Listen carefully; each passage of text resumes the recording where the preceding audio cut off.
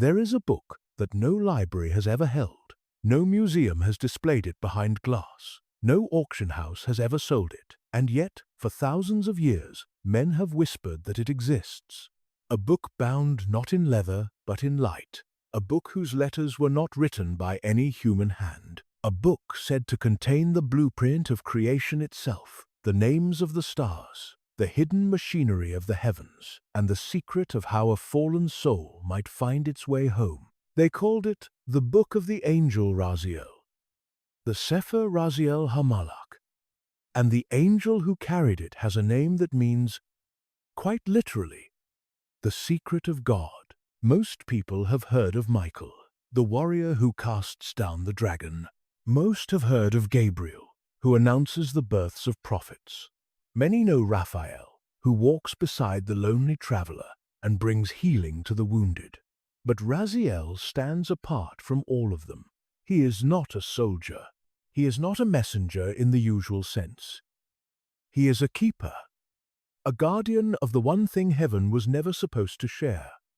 And according to ancient Jewish tradition, he disobeyed the silence of the upper world. He carried a forbidden book down through the seven heavens, descended to a weeping man, sitting alone outside a gate that had closed behind him forever, and he placed cosmic knowledge into the trembling hands of the first human being. By the end of this journey, you will understand why this single act may be the most quietly revolutionary moment in all of sacred legend. You will understand what the book was said to contain, who tried to take it, who tried to destroy it, and why the story of Raziel is, at its heart, a story about mercy hidden inside knowledge.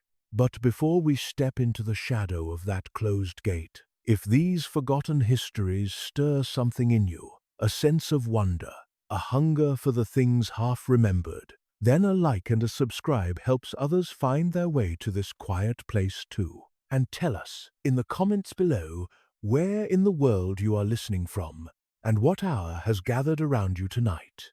We would love to know who is sitting with us in the dark. Now, let us open the first page. To understand Raziel, you must first understand a strange truth about angels in the old traditions. Their names are not labels. They are functions. They are descriptions of what each being does in the great architecture of heaven. Michael means who is like God, a question and a battle cry. Gabriel means God is my strength. Raphael means God heals. The name is the mission. The name is the soul. And Raziel means the secret of God. Sit with that for a moment.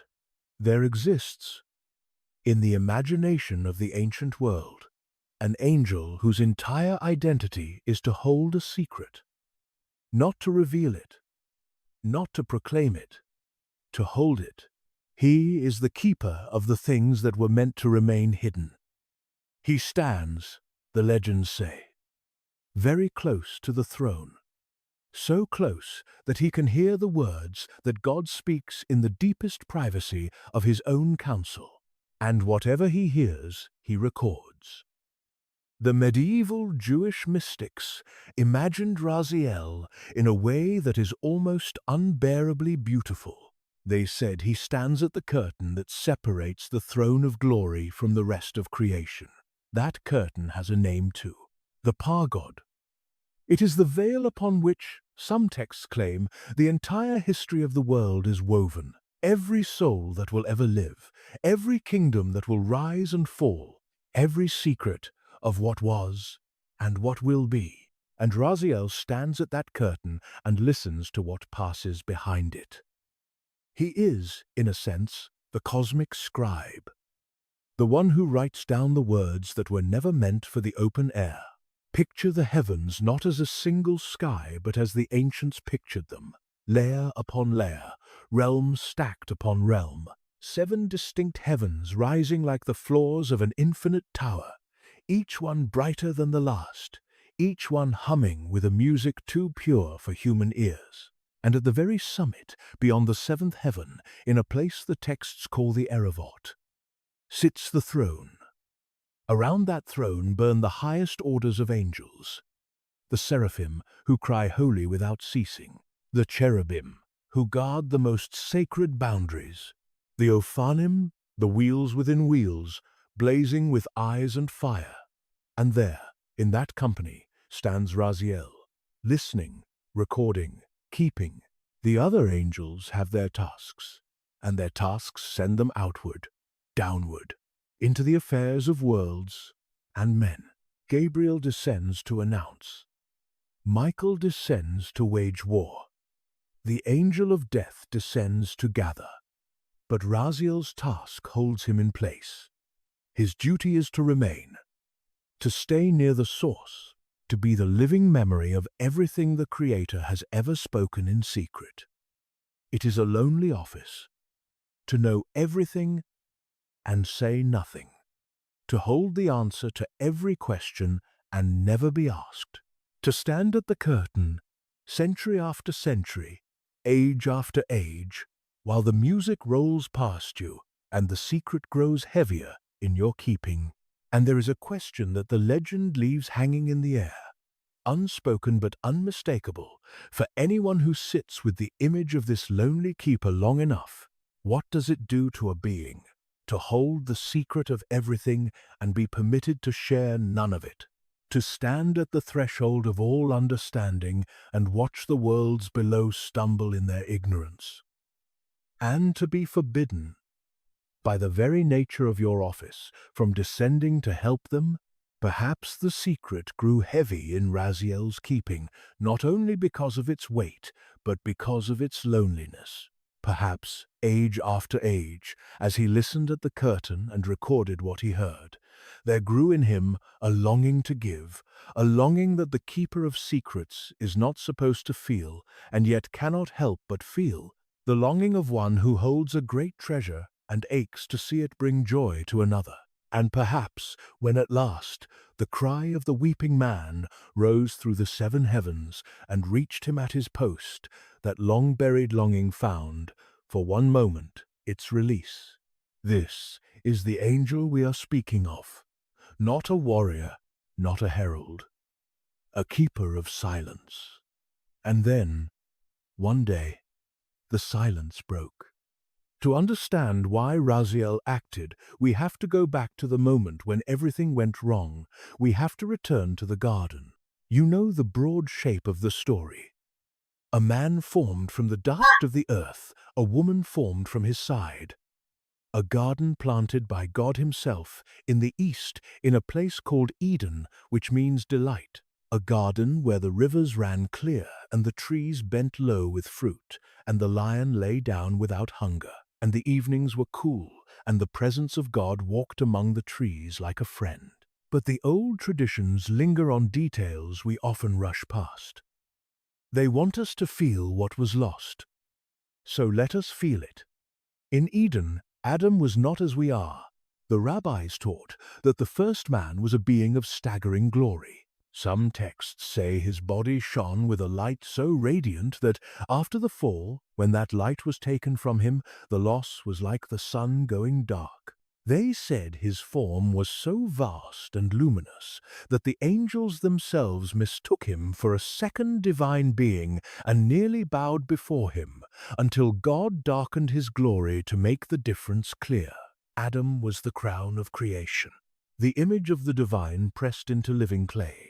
He was given dominion over every creature, and the creatures came to him to be named. And the name he gave each one was its true name, the name written into its very nature. He understood things. This is the part the legends insist upon. Adam, in the garden, possessed a kind of knowledge that no human being has held since.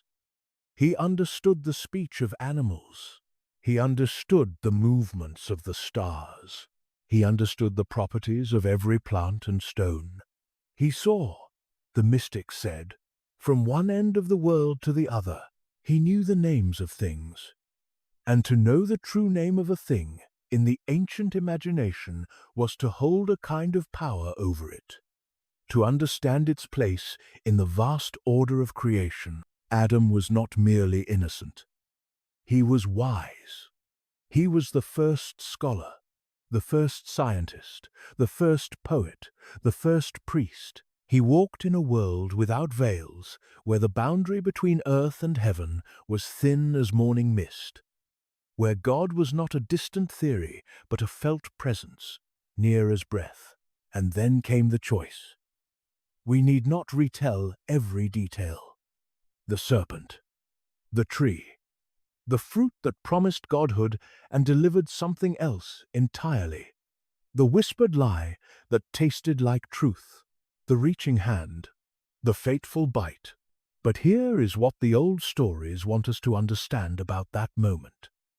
It was not simply a rule that was broken. It was a relationship that was wounded. It was a door that closed. When Adam and Eve ate, the texts say, the light fled from them. They looked down and saw that they were naked, which is to say, they saw themselves for the first time as separate, as exposed, as small. The glory that had clothed them was gone. The understanding that had filled them began to drain away like water through cupped hands. And then they heard the sound of God walking in the garden in the cool of the day, and for the first time in the history of the world, a human being was afraid of that sound and hid. Think of the weight of that. The first time, the first fear, the first hiding. Something that had never existed before now entered the world and would never leave it again. The judgment came. The ground was cursed. Pain entered childbirth. Labor entered the fields. And then the sentence that hangs over every human story ever since. From dust you came, and to dust you will return. And then the gate. The texts describe it with terrible clarity. God placed at the east of the garden the cherubim and a flaming sword that turned every way to guard the way to the tree of life. The way back was sealed, not by a wall a man might climb, not by a door a man might force, by fire that moved like a living thing, and by guardian beings whose faces no fallen creature could look upon and live.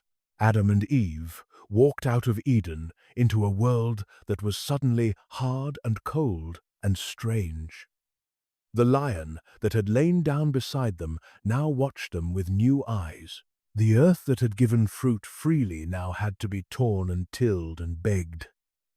The stars that Adam had once read like an open book now wheeled silently overhead, their meanings growing dim, and worst of all, the presence, the felt nearness of God that had been the very air of the garden. That, too, withdrew behind a veil. The first man sat down outside the gate, and he wept. This is the moment, this is the scene the legend of Raziel hangs upon. Not the bite of the fruit, not the thunder of judgment. This quieter moment. Afterward, when the noise has faded and the gate has closed, and a single human being sits in the dirt with his face in his hands, having lost not only his home, but his understanding, his light, his nearness to the source of all things. He had known everything. Now he knew almost nothing. He had walked with God. Now he could not even find the path back. How long did Adam sit there? The texts do not agree. And that disagreement is itself beautiful, because it tells us the question troubled the ancient mind as much as it troubles ours. Some traditions say he wept for days. Some say he and Eve stood in a cold river up to their necks in penance, fasting and praying, hoping that sorrow itself might pry the gate back open. The life of Adam and Eve, an ancient text that circulated for centuries among both Jews and Christians, tells exactly this kind of story. Adam, desperate to undo what he had done, stands in the Jordan for many days, the cold water swirling around him, his lips moving in prayer, asking the very creatures of the river to mourn alongside him. But the gate did not open, the fire did not dim. The sword turned and turned, and here we arrive at the deepest pain of the human condition, the pain that this entire legend exists to answer. It is not merely that Adam was cast out. It is that he was cast out without instructions. He had been the wisest being ever to walk the earth, and now he was lost. He did not know how to plant. He did not know how to heal. He did not know how to find his way through the wilderness of a fallen world. He did not even know how long he would live, or what would happen to him when he died, or whether the God he had wounded would ever look upon him with kindness again. The knowledge had drained away. The light had fled, and the silence of heaven, after the thunder of judgment, was the loneliest silence the world had ever known. Imagine it. The first night outside Eden. No fire, for he did not yet know how to make one. No shelter, for he did not yet know how to build. The cold pressing in, the strange sounds of a world grown wild, and above him the stars he had once understood, now reduced to scattered, silent lights, beautiful and meaningless. A king reduced to a beggar. A scholar reduced to ignorance. A son who had wandered so far from his father's house that he could no longer even see the way home. And he wept, and his weeping rose. This is the part the mystics dwell upon. They say that the cry of Adam did not simply vanish into the cold air. They say it rose, through the first heaven and the second, through the third and the fourth, past the realms of cloud and the realms of fire, up through the courts where the angels stand in their ranks. The grief of the first man, the grief of all humanity contained in that single broken voice, rose like incense, rose like smoke, rose until it reached the place where one particular angel stood at a particular curtain, listening, as he always listened, to everything.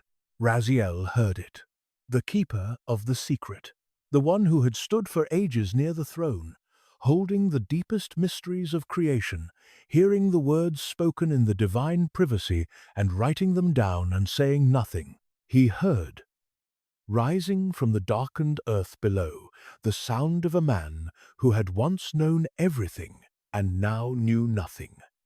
A man drowning in a world he no longer understood, and something stirred in the keeper of secrets. We will come to what Raziel did, but first we must understand what he was holding. We must understand the book, because to grasp the magnitude of his act, you have to grasp the magnitude of what he was about to give away. What was the book of Raziel? Here the traditions open like a flower, layer within layer, and we must move carefully because the legends are vast and they do not always agree. But across all of them runs a single astonishing claim. The book was not an ordinary book. It was not, in the deepest tellings, even written after creation. Some traditions say the book existed before the world, that it was among the things God prepared in the beginning, like the Torah itself, which the rabbis imagined as a blueprint that God consulted as he built the cosmos. In this telling, the book is not a record of creation.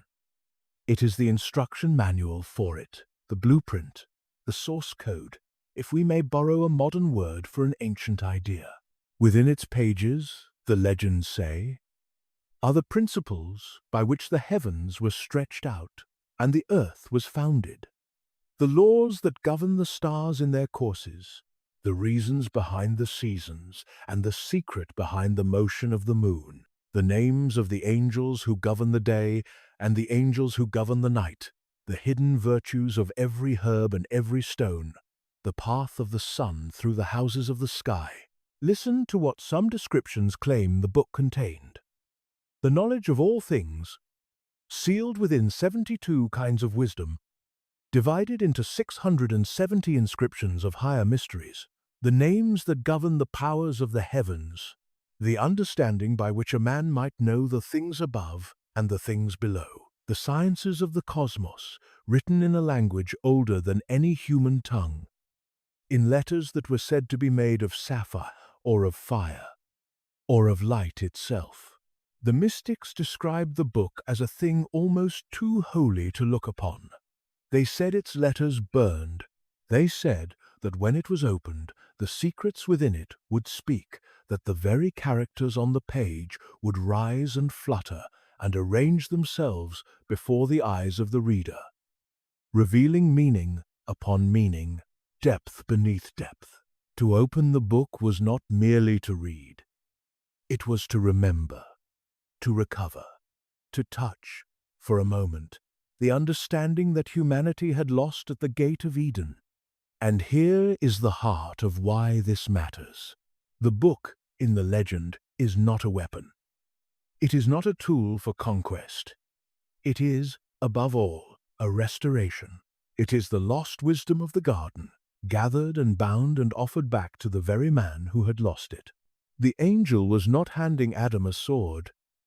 He was handing him a path, a way to understand the strange new world he had fallen into, a way to survive, a way, perhaps, to begin the long, slow journey back toward the light. This is what makes the legend so different from the stories of forbidden knowledge that haunt the rest of sacred tradition. Soon we will speak of other angels, the Watchers, who also brought heavenly knowledge to earth, and whose story ends in catastrophe and flood. But the knowledge of the Watchers, as the old books tell it, was knowledge that corrupted, the making of weapons, the casting of spells, the vanities and the violences that taught humanity how to destroy itself. Their gift was a curse dressed as a gift. Raziel's gift was different. It was knowledge given in mercy. Knowledge meant to heal the wound that knowledge had first opened. There is a deep and almost paradoxical wisdom buried here. And the ancient storytellers knew exactly what they were doing. The fall came through the wrong reaching for knowledge, the grasping for godhood, the theft of what was not freely given. And the first step of mercy after the fall came through knowledge as well. But knowledge given, not seized, offered, not stolen, placed gently into open and trembling hands. The cure was made of the same substance as the wound, but everything depended on how it was received. Now we return to the gate, to the weeping man in the cold, to the cry rising through the seven heavens, and to the angel who heard it. The texts are spare here, and we must be honest about that. The oldest sources give us the bones of the story, and the later traditions clothe them. But the bones are these. Raziel, the keeper of the secret, took the book, and he descended. Picture that descent, an angel of the highest order, accustomed to the unbearable brightness near the throne, beginning to fall, deliberately, downward, through realm after realm, past the Aravot, where the throne burns, down through the heaven of the storehouses, where the snow and the hail and the rain are kept in their chambers, down through the heaven where the sun and moon and stars are fixed in their courses, down through the lower heavens, dimmer and dimmer, closer and closer to the broken world below. The light of him would have grown veiled as he descended, the way a torch dims when it is carried down into a deep cave, so that the eyes of a fallen man might bear to look upon him. And he came at last to the earth, to the east of Eden, to the place outside the gate where Adam sat in the dirt with his face in his hand. We are not told exactly what Raziel looked like to Adam in that moment, but we can imagine. A figure of subdued radiance against the cold dark, a presence both terrifying and gentle. The first sign, since the gate had closed, that heaven had not entirely forgotten the man it had cast out. The first whisper, in the long silence, that the story was not over, and the angel spoke. He told Adam, the tradition says, not to grieve as though all were lost. He told him that he had been sent, that heaven had heard his weeping, and he placed in Adam's hands a book. Sit with that image. The first man, who had known everything and lost it, who had walked with God and been cast out, who sat alone in the wreckage of his own choice suddenly feeling the weight of something solid placed into his open palms, a book, cool or warm, or humming faintly with the residue of a higher world.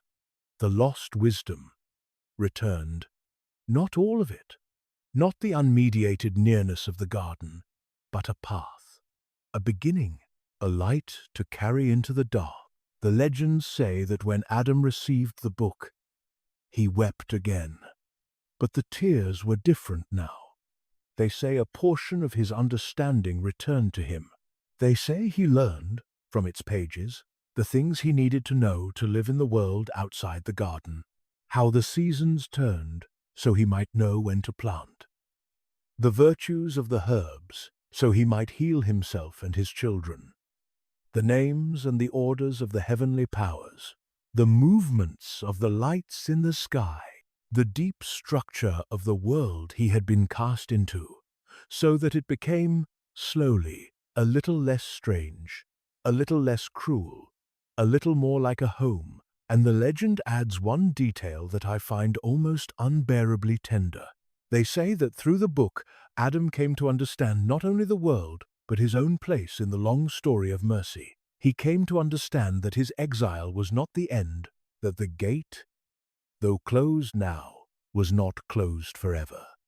That from his own line, after long ages, would come the one who would make all things right.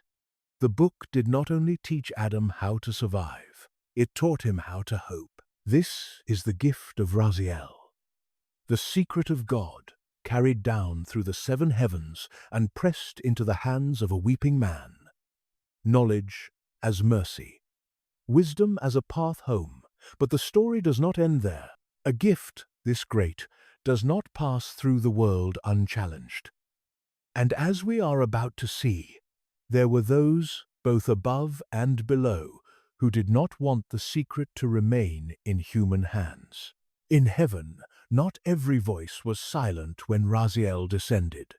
The old tradition preserves a striking detail, one that opens a window onto the politics of the unseen world. The other angels, it is said, were troubled by what Raziel had done. Here was the deepest secret of God, the wisdom that had been kept behind the curtain since before the foundation of the world, and one of their own number had carried it down and placed it into the hands of a creature of dust. A creature, moreover, who had just been cast out for reaching after knowledge that was not his to take. You can imagine the murmuring among the heavenly host.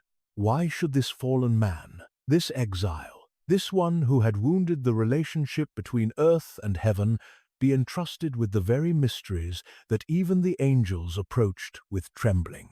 Was it not enough that he had grasped at forbidden fruit? Now he held a forbidden book. There is a profound jealousy buried in this part of the story, and the rabbis were not afraid to name it. The angels, in many of the old midrashim, are portrayed as resentful of humanity from the very beginning. When God first proposed to make man, some traditions say, the angels objected. What is man, they asked, that you should be mindful of him? They argued. They resisted. Some of them, the more dramatic legends say, were consumed by fire for their opposition. The angels could not understand why the Creator should love this fragile, failing, dust-born creature more than the radiant and faithful beings who had served him since before time began. And now that same fragile creature had been given the secret of God. So the murmuring rose.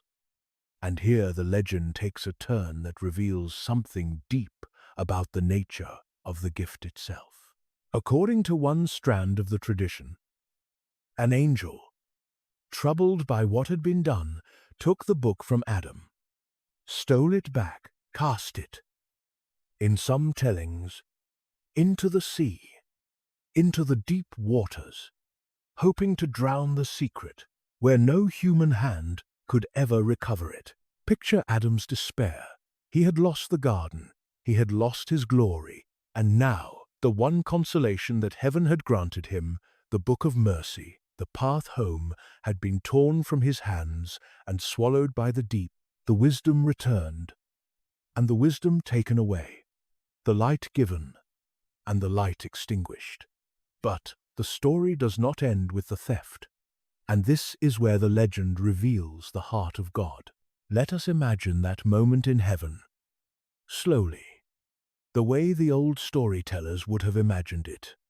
When word passed through the ranks of the angels that the secret had been carried down, the host had seen Raziel descend. They had watched him turn from the curtain, gather a portion of the deepest wisdom, and begin his long fall through the descending heavens toward the broken world below. And as he passed, the murmuring began.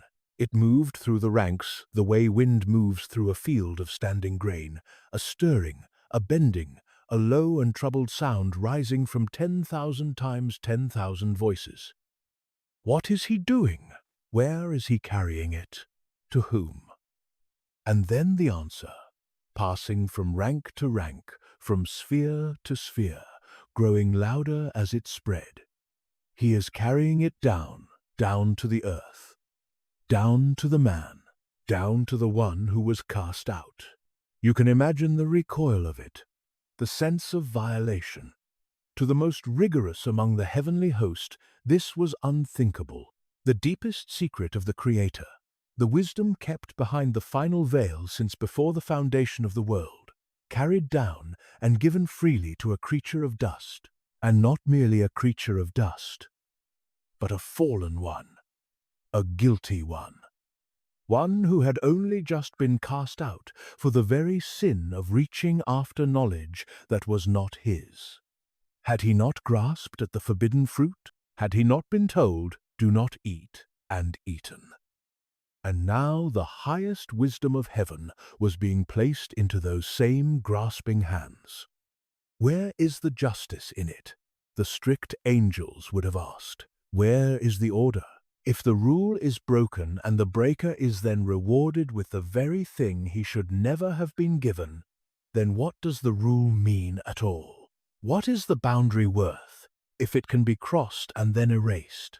The angels, who loved order above all things, who had served faithfully since before time began, who had never once stepped outside their appointed stations, looked down upon this gift to the guilty and could not understand it. It offended everything they knew of how the cosmos was meant to work. And so, a kind of council formed at the threshold of the heavens, in the imagination of the old tellers. Not a rebellion, not yet, but a protest. A troubled gathering of the host, looking down at the small dark figure of the angel, descending toward the small dark figure of the man, and finding in their hearts something close to outrage. This is the same jealousy, the same incomprehension that the legends say the angels had felt from the very beginning, when God first proposed to make the human creature at all. What is this dust, that he should love it so? What is this fragile thing, that it should be given what even we approach with trembling? Why this one? Why the small, the weak, the failing, the fallen? Why not us? And it was out of this troubled council, the legend says, that an angel acted. Whether sent by the council or moved by his own zeal for justice, the tradition does not always make clear. But an angel descended after Raziel, or waited until the gift was given, and took the book back, tore it from the hands of the weeping man, and cast it, the tradition says, into the sea, into the deep waters, hoping to bury the secret where no human hand could ever reach it again, to restore the order that the gift had broken, to put the wisdom back beyond the veil of the deep where it could trouble the cosmos no more. The angels of strict justice had spoken, the gift had been undone, and for a moment, in the story, it seemed that the closed gate had won, that the rule would stand, that the fallen creature would be left, after all, alone in the dark with his ignorance and his grief. But the story, as we have seen, does not end with the angels of strict justice. It ends with the one whose mercy runs deeper than all justice. And that is the next turn of the tale. When the book was cast into the sea, Adam grieved as a man grieves who has lost everything twice, and in his grief, the tradition says, he cried out again, not in rage, not in accusation, but in sorrow and in longing for the gift that had been given and lost. And God heard. According to the legend, God did not allow the theft to stand. He summoned, the tradition says, one of the great angels of the deep. Some versions name Rahab, the angel of the sea, the mighty being said to govern the primeval waters. And God commanded that the book be recovered from the depths and returned to Adam. The waters that had swallowed the secret gave it back. The deep that had hidden the light released it. And the book was restored to the hands of the first man, by the direct will of the Creator himself. Think carefully about what this part of the story is telling us. The gift of Raziel was not a rogue act, quickly regretted and quietly reversed. When the angels objected and tried to undo it, God himself intervened to make sure that humanity kept the book. The mercy was not a mistake, it was the divine intention. Heaven had decided, against the jealousy of the angels and against the resistance of the unseen powers, that this fallen creature would be given a path back toward the light. And nothing, not the objection of angels, not the depths of the sea, would be allowed to take it from him. There is a quiet thunder in this. The whole legend, when you read it slowly, becomes an argument about the heart of God. The angels represent a kind of cosmic justice, a strict accounting. The man broke the rule. The man does not deserve the secret. Let the dust return to dust, and the wisdom return to heaven. But God, in this story, represents something that runs deeper than justice. Something that the rabbis and the mystics circled around for centuries, trying to find words for. A love that bends down, a mercy that descends, a refusal to leave the fallen creature alone in the dark. The angels stand for the closed gate. God, through Raziel and through the recovery of the book, stands for the door that is never entirely sealed. And so the book remained with Adam. He kept it, the tradition says, all the long years of his life. He studied it, he learned from it. And as the years gathered and his children were born and his children's children spread across the young earth, the question arose that haunts every keeper of a precious thing. What happens to it when the keeper dies? This is where the legend opens out into something even larger. Because the book of Raziel, the tradition says, did not die with Adam. It was passed down. Imagine a chain of hands stretching across the generations. Adam, on his deathbed, the first man to die a natural death, entrusting the book to his son, the book moving from father to son, from keeper to keeper, down through the long, dim corridors of the antediluvian world, the world before the flood, when men lived for centuries and the memory of Eden was still fresh enough to ache. The traditions differ on the exact path, and we should be honest that the chain of custody is one of the places where legend layers thickest upon legend. But certain names recur, and they are names that carry weight. Enoch. If you have heard any name from the world before the flood besides Adam and Noah, you have likely heard the name of Enoch, the seventh from Adam, the man of whom the book of Genesis says only this. And the saying is so strange that it has haunted readers for thousands of years. Enoch walked with God, and he was not, for God took him. He did not die. The text simply says, he was not. He was taken. And the ancient world could not let that mystery rest. An entire literature grew up around Enoch.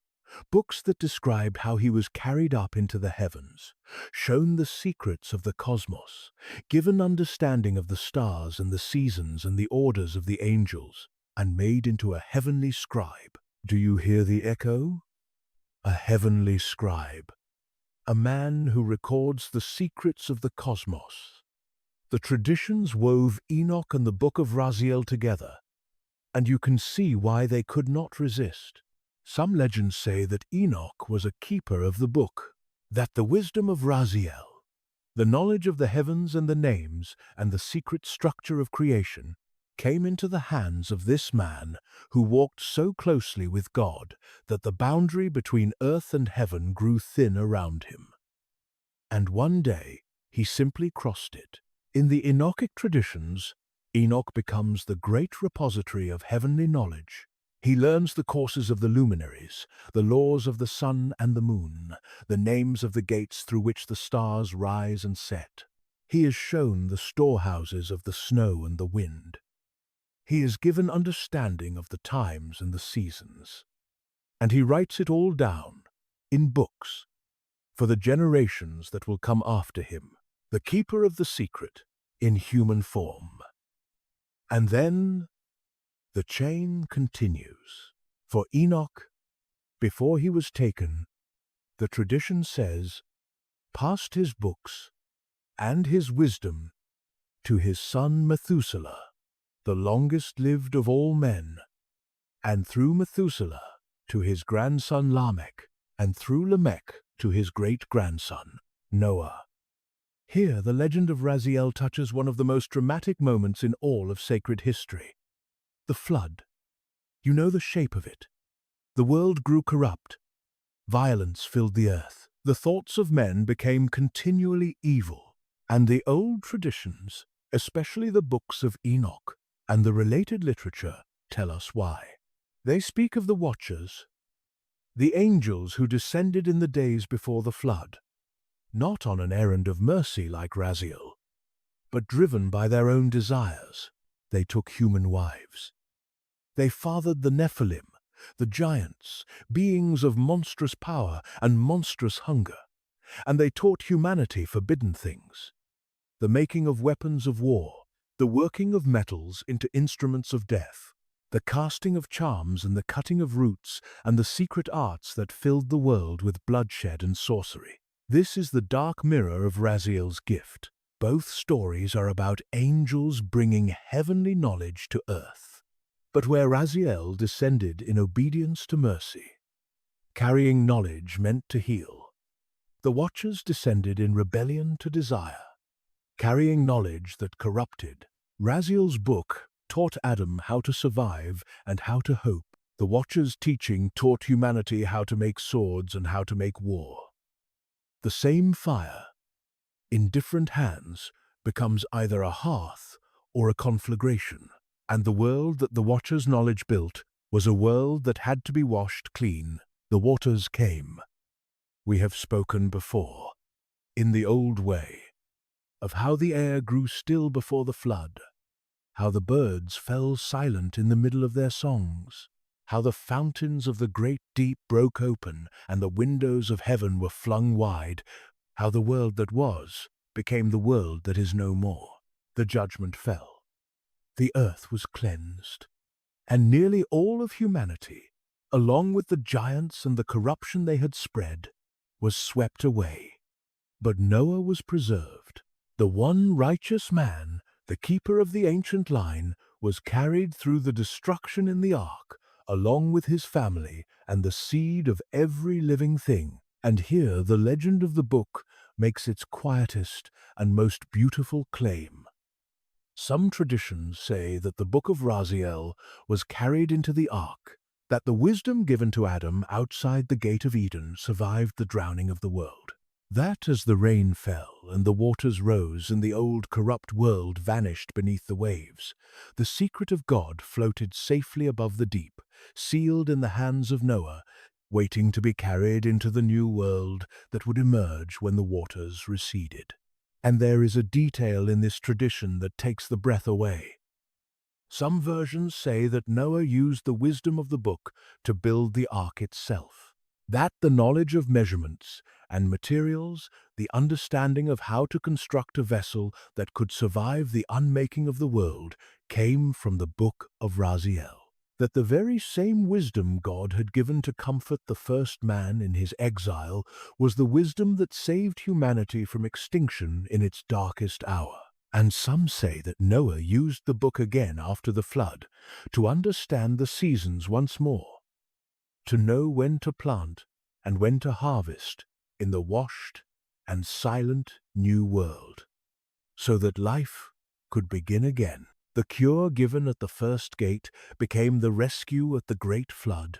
The mercy offered to Adam in his weeping became the means by which his descendants survived the end of their world. The book moved through history not as a relic but as a living thread of grace, surfacing again and again at the moments when humanity stood closest to the dark.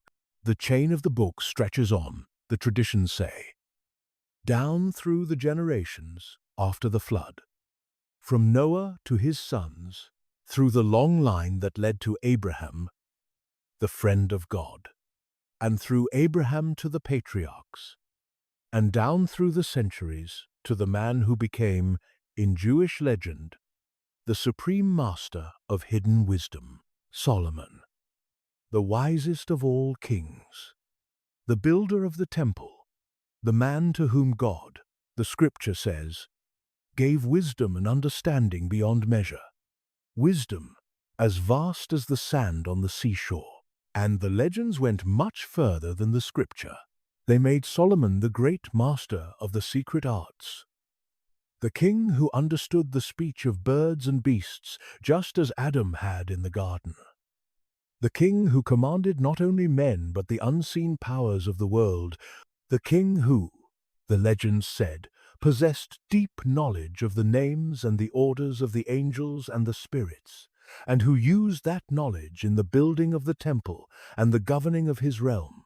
And the traditions connected Solomon's wisdom to the ancient book. They imagined that the knowledge of Raziel, the understanding of the names and the heavenly powers and the hidden structure of creation, had come at last into the hands of the wisest king who ever lived, and that Solomon's legendary mastery was, in part, the flowering of that ancient gift. The same wisdom that had once consoled a weeping man outside the gate of Eden, now seated upon a throne of gold. You begin to see the shape of the whole legend now. It is a story about a single thread of wisdom running through the entire sweep of sacred history, from Adam at the gate, to Enoch who walked with God, to Noah who survived the flood, to Solomon upon his throne.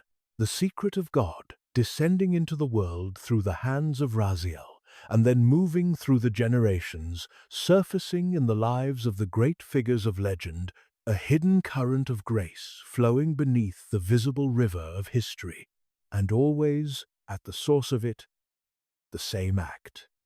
An angel who stood at the curtain, who heard a man weeping in the dark, and who chose to descend. Let us pause now and go deeper into the book itself, because to understand why so many hands reached for it across so many centuries, we have to understand what the legends claimed was actually written inside. The descriptions are vast and dizzying, and they grew richer with each passing age. But certain themes appear again and again, and they tell us something about what the ancient and medieval mind most longed to know. First, the names. This is perhaps the deepest and strangest of all the book's contents. In the ancient Hebrew imagination, a name was not arbitrary. A name carried the essence of a thing. To know the true name of something was to understand its nature, and to understand its nature was to share, in some small way, in the power that held it in being. This is why Adam naming the animals in the garden was such a significant act. He was not merely labeling them, he was reading their natures and speaking their truth. The book of Raziel, the legend said, contained names. The names of the angels who govern every hour of the day and every watch of the night, the names of the powers that move the planets through the houses of the sky, the names by which the heavens themselves were ordered. And above all, hidden within the book, the deepest names connected to the Creator, the names that the mystics treated with the most profound reverence and fear, the names through which, they believed, The entire universe was spoken into being and held in being still. To hold the names was to hold understanding, not the power to command God, for no creature could ever do that, but the power to understand the architecture of creation, to read the names that were written into the structure of the world, the way Adam had once read the names of the animals in the garden. Second, the sciences of the heavens. The book, the legends said, contained the complete knowledge of what we would now call astronomy and what the ancients called the wisdom of the lights, the courses of the sun through the seasons, the phases and the secret governance of the moon, the names and the natures of the stars and the constellations, the gates through which the lights of heaven rise and set, the reasons behind the lengthening and shortening of the days, the deep harmony of the cosmic clockwork that governs the turning of the year. Remember that for the ancient farmer, this was not abstract knowledge. This was survival. To know the seasons was to know when to plant and when to reap. To read the heavens was to read the calendar of life itself. The book gave Adam, and gave all who came after, the ability to live in rhythm with the turning of the world. It restored a piece of the harmony that had been lost at the gate. Third, the virtues of created things. The book, the legends said, contained the hidden properties of every herb, every plant, every stone, every metal. Which roots could heal and which could harm? Which stones held what virtues? How the created world might be used for the preservation of life and health. This was the wisdom of the healer, the knowledge that allowed humanity to find, in the difficult new world outside Eden, the remedies for its sufferings. The same God who had cursed the ground had also hidden within that ground the herbs that could ease its children's pain, and the book was the key that unlocked them. And fourth, woven through all of it, the wisdom of the soul's journey. This is the deepest layer, and the one the mystics treasured most. The book, they said, did not only teach a man how to live in the world, it taught him how to ascend, how to purify himself, how to lift his soul through wisdom and through righteousness, back toward the source from which it had fallen.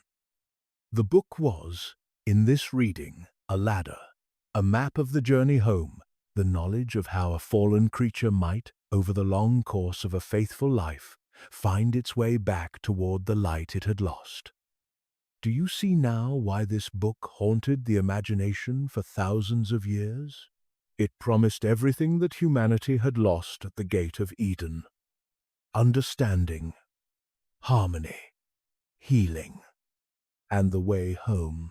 It was the lost wisdom of paradise, gathered and bound, the answer to the deepest ache of the human heart, the longing to understand, the longing to be made whole, the longing to return. We have touched on this before, but it deserves to be held up to the light and examined slowly because it is the philosophical heart of the entire legend. The story of Raziel only reveals its full meaning when it is placed beside the story of the Watchers. Two descents, two gifts of knowledge, two utterly different outcomes. Consider the Watchers first. The books of Enoch describe them as angels who looked down from heaven upon the daughters of men and were filled with desire. They made a pact among themselves and they descended, not in obedience but in rebellion, not to give but to take. They took wives, they fathered the giants, and then they did something that the ancient world considered a profound transgression. They revealed the secrets of heaven to humanity. They taught the working of metals and the making of weapons. They taught the cutting of roots and the casting of spells. They taught the arts of war and the arts of vanity. One of them taught the making of swords and shields and the instruments of death. Another taught enchantments. Another taught the signs of the heavens in a way that led men into error rather than understanding. And what was the result? The earth filled with blood. The giants consumed everything and then turned upon humanity itself. Sorcery and violence spread like a plague. The knowledge that the Watchers brought did not heal the world. It poisoned it.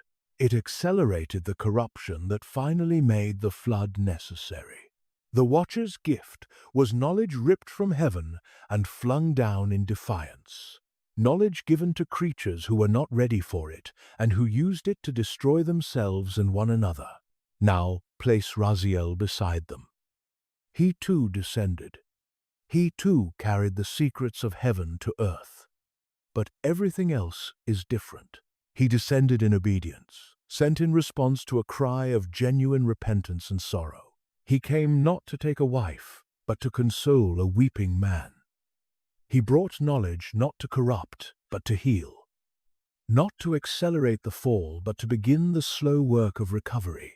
And the knowledge he brought, the legends insist, was given with the blessing of heaven itself, confirmed by God's own intervention when the angels tried to take it back. The contrast is almost too perfect to be accidental, and the ancient storytellers knew it. They were making an argument about the nature of knowledge itself.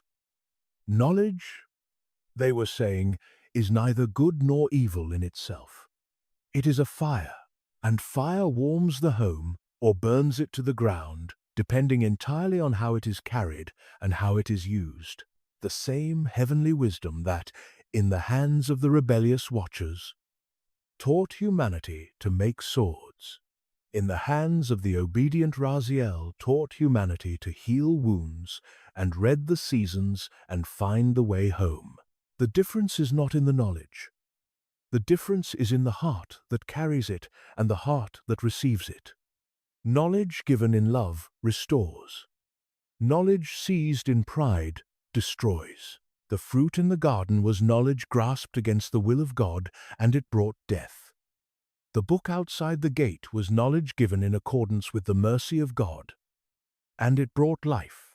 The same substance, opposite outcomes. Everything depends on the reaching and on the giving.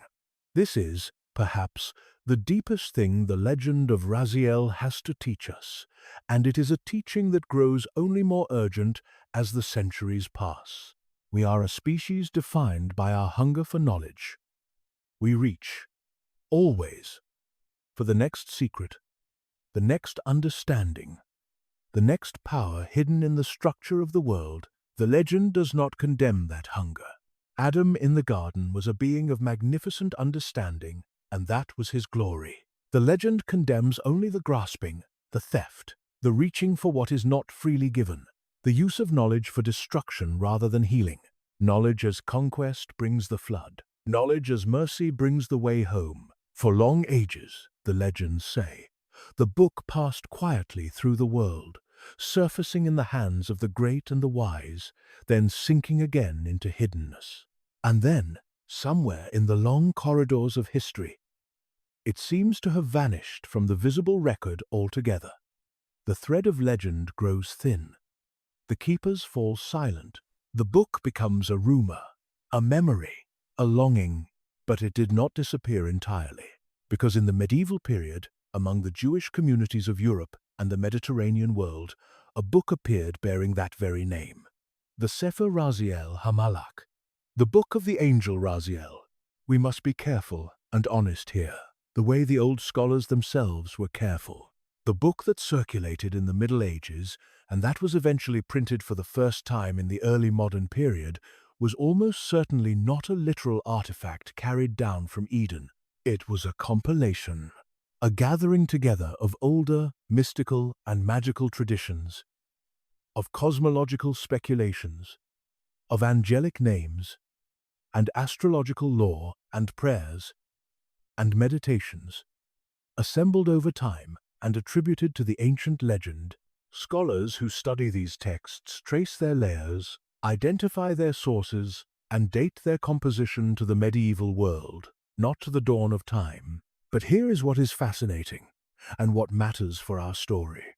The very existence of that medieval book is a testimony to the power of the legend. For the legend to give birth to an actual book that people treasured, copied by hand, guarded, and read for centuries, the underlying story must have had an extraordinary grip on the human imagination. People wanted the Book of Raziel to exist. They wanted there to be a repository of the lost wisdom of Eden, a path back toward the understanding that humanity had forfeited. And so the longing took form, and a book was made, and the legend lived on, not as history, but as something perhaps even more powerful, as a vessel for the deepest hopes of the human heart. The medieval Sefer Raziel was treated with great reverence. Some communities believed that simply possessing the book in one's home brought protection and blessing. They kept it not always to read, but to honor, a physical anchor for the ancient promise that heaven had not abandoned a fallen world. There are accounts of the book being kept in homes as a guard against misfortune, a tangible sign of the mercy that had descended outside the gate of Eden so long ago. Whether or not a single word of the legend is literal history, the longing it expresses is utterly real.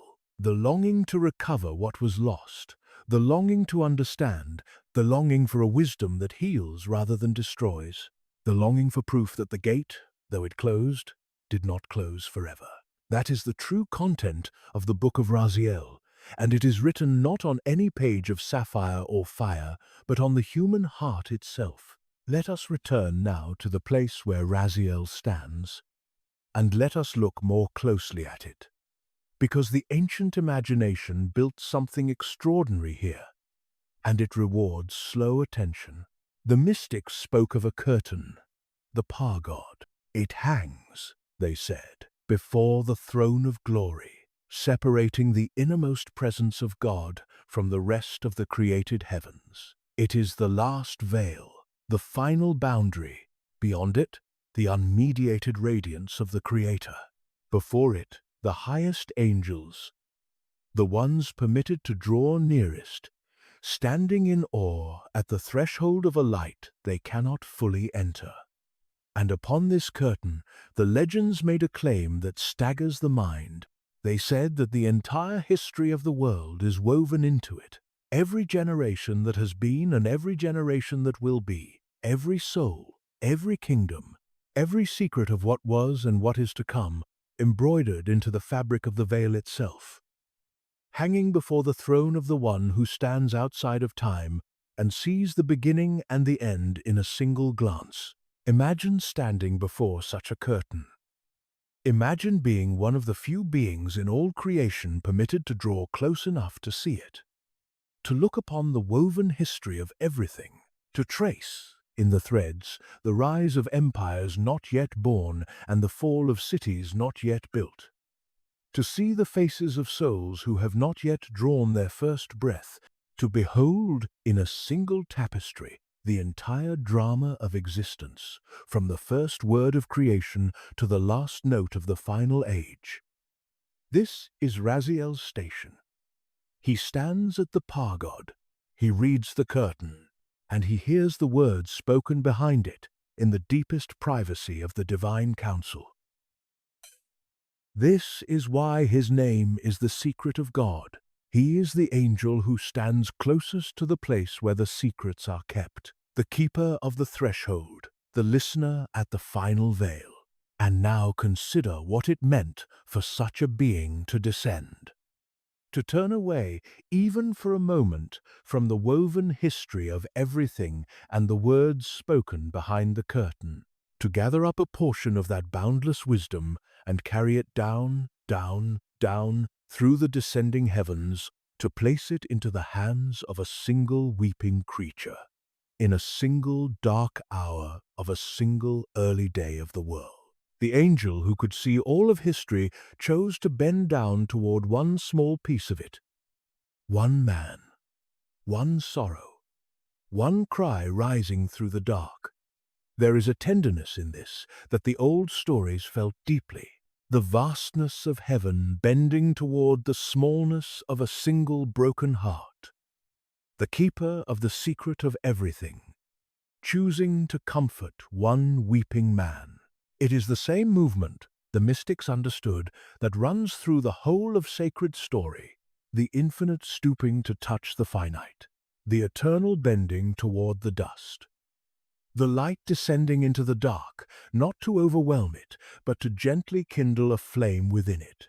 When Raziel descended, the ancient cosmology says, he did not simply drop from heaven to earth as a stone falls. He passed through realms, layer upon layer, 7 distinct heavens, each with its own character, its own inhabitants, its own purpose in the great architecture of the cosmos. Let us walk that descent with him, slowly, as the ancients imagined it, so that we can feel the distance he crossed. He began at the summit, the Aravot, the 7th and highest heaven, where the throne of glory burns and the Pargod hangs, and the highest orders of angels stand in their unceasing worship. This is the realm of pure presence, the place closest to the source of all things, where the light is so intense that no fallen eye could bear even a single ray of it. Here is where Raziel dwelt. Here is what he turned away from to begin his descent. He passed down into the 6th heaven, where, the traditions say, the commands of the cosmos are administered, where great hosts of angels carry out the governance of the worlds, where the storehouses of certain heavenly things are kept and ordered. He passed into the 5th heaven, and the 4th, realms of ministering angels and heavenly purposes, each one a little further from the unbearable summit, each one a little closer to the world below. He passed into the 3rd heaven, which some traditions associate with the Garden of Righteousness, the paradise of the souls of the faithful, a place of rest and reward, green and luminous and fragrant, with a peace that the lower world has forgotten. He passed into the 2nd heaven, and then at last into the 1st heaven, the one nearest to the earth, the heaven of the visible sky, where the sun and the moon and the stars are set in their courses, where the rain and the snow are gathered in their chambers, where the lights that we see when we look up at night are fixed like lamps in the lowest ceiling of the cosmic house. And then he passed through even that, descending below the lowest heaven, down into the air of the earth itself, down toward the cold ground east of Eden, down to the closed gate and the turning sword and the weeping man, 7 heavens, 7 veils between the throne and the dust. And Raziel crossed every one of them, carrying the book, growing dimmer and gentler with each descent, until the light that would have consumed a mortal soul had been veiled enough that a fallen man could look upon him and live. Why does this matter? Because distance, in this story, is the measure of love. The further the descent, the greater the mercy. The watchers descended too, but they descended for themselves, drawn down by their own desires, falling rather than choosing. Raziel descended on purpose, against the inclination of the heavenly host, crossing the entire height of creation, not to take, but to give. The 7 heavens are the 7 measures of how far heaven was willing to reach to touch a single grieving heart. Now let us slow time itself, the way the old storytellers slowed it at the great moments, and let us stand inside the hour when the book was given. The world is young and raw. East of the garden, the gate burns, the cherubim stand with faces of fire, and the sword turns, a wheel of flame that no living thing may pass. And beyond the reach of that fire, in the cold and the dark, sits a man. He has stopped weeping now, or perhaps he has wept until there are no tears left, only the dry, hollow ache that comes after the storm of grief has passed. He sits with his knees drawn up and his head bowed. Behind him, the closed gate. Before him, the wilderness, vast and strange and silent. He does not know how to live here. He does not know how to begin. He had been a king of creation, and now he is less than the beasts, who at least know by instinct how to find their food and their shelter. He knows nothing. The knowing has been taken from him. He is the wisest creature ever made, sitting in the dirt in the ruins of his own understanding. The night deepens. The cold presses in. Above him, the stars wheel in their silent courses, the same stars he had once read like an open scroll, now distant and meaningless, scattered light without speech. And then the air changes. It is the smallest thing at first, a shift in the quality of the dark, a warmth where there had been only cold, a faint radiance, far off, growing. The man lifts his head, and he sees, descending toward him out of the heights, a figure of veiled light, not the terrible fire of the cherubim at the gate, a gentler light, a light that does not threaten, a light that approaches the way the dawn approaches, slowly, kindly, full of a promise the dark cannot speak. The man does not move. He has learned fear now. And there is fear in him. But there is something else too. Something he had almost forgotten in the long hours of his grief. There is hope. Heaven, which had cast him out, was sending something to him. The silence, which had swallowed his cries, was answering at last. The figure descends until it stands before him, and in its hands, the man sees a book. What passed between them in that hour? The old stories tell only in fragments, and perhaps that is right. For some things are too sacred for the full light of words, but this much they tell. The angel spoke. He told the man not to grieve as one without hope. He told him that his cry had been heard in the highest heaven. And he placed the book into the man's open hands. The man's fingers closed around it. And the legends say that in that moment a portion of the lost light returned to him. Not all. The garden was still closed. The unmediated nearness of God was still veiled. But a portion, a beginning. The man opened the book, and the letters within it, the legends say, began to glow, to rise, to speak, and understanding flowed back into him like water returning to a dry riverbed. He understood the turning of the seasons. He understood the virtues of the herbs that grew in the wilderness around him. He understood the names and the orders of the heavens. He understood, slowly, how to live. And more than this, the deepest legends say that he understood, reading the book, that his story was not finished, that the exile was a chapter, not the end, that from his own line, after long ages of waiting, would come the one who would heal the wound at its very root and open the gate that the sword now guarded. The book did not only give Adam knowledge, it gave him the one thing harder to bear loss of than knowledge itself. It gave him hope, and the angel, having given the gift, ascended again, back through the first heaven and the second, up through the realms of cloud and fire, back to the curtain at the edge of the throne, to his station, to his listening, to the secret he kept.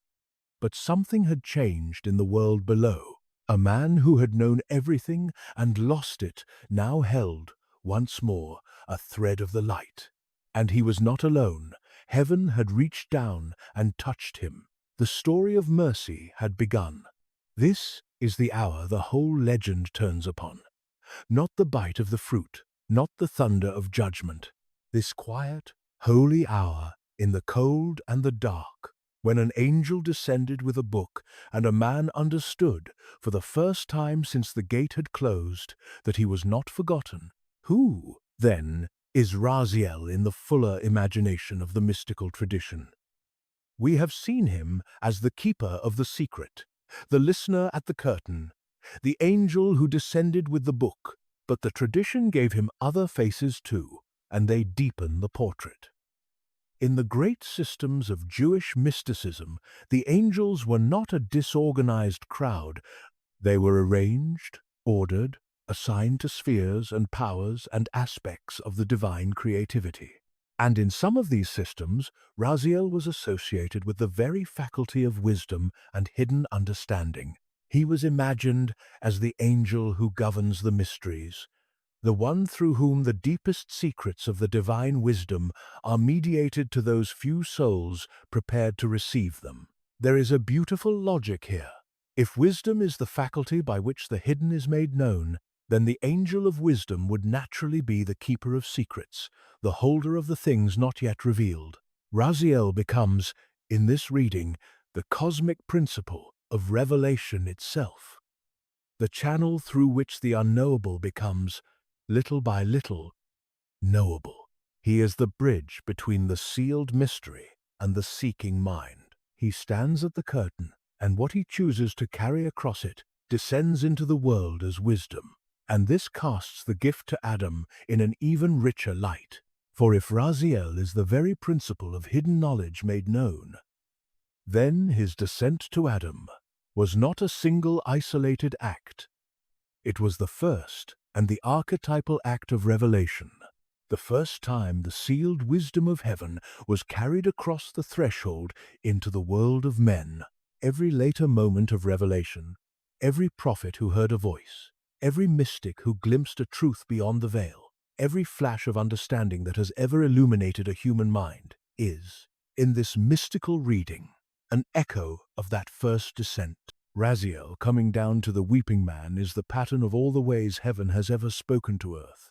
The mystics also dwelt on the relationship between Raziel and the other great angels, and they saw in it a kind of harmony of functions. Michael guards and fights. Gabriel announces and reveals events. Raphael heals. Uriel illuminates.